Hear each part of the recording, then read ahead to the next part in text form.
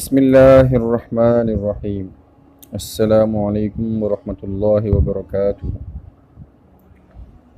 ذیل کے اس واقعے میں ہم دیکھیں گے کہ جنتی خاتون کس طرح کی ہوتی ہے۔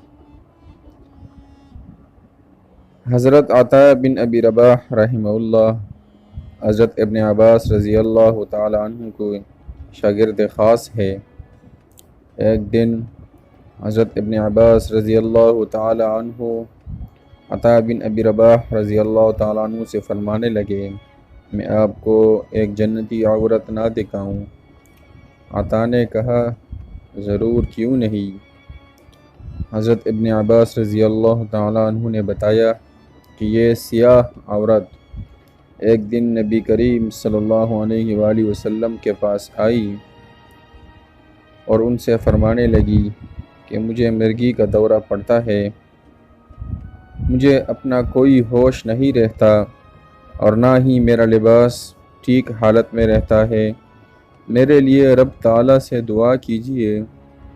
تو نبی کریم صلی اللہ علیہ وآلہ وسلم نے فرمایا، ترجمہ، تم صبر کرو تو خدا تعالیٰ اس کے بدلے میں جنت عطا کرے گا، اور اگر تم چاہو تو میں خدا سے دعا کرتا ہوں کہ وہ تمہیں شفا عطا کر دے۔ تو جواب میں وہ خاتون کہنے لگی، پھر تو میں صبر ہی کروں گی، آپ صلی اللہ علیہ وآلہ وسلم صرف یہ دعا کر دے کہ میں اس کیفیت میں بے پردہ نہ ہوا کروں۔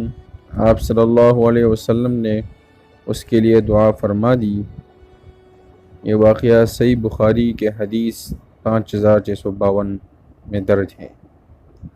کس قدر عقل مند اور صابرہ و شاکرہ خاتون ہے، وہ جنت کے بدلے میں کچھ بھی لینے کے لیے تیار نہیں۔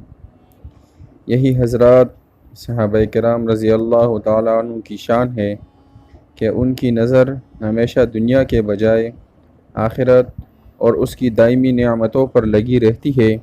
یہی وصف صحابہ کرام رضی اللہ تعالیٰ عنہ کو باقی امت سے ممتاز کر دیتا ہے۔ اللہ تعالیٰ ہمیں بھی صحابہ کرام رضی اللہ تعالیٰ عنہ کی طرح ایمان اور ان کی طرح جنت کے لیے جذبہ نصیب فرمائے۔ آمین۔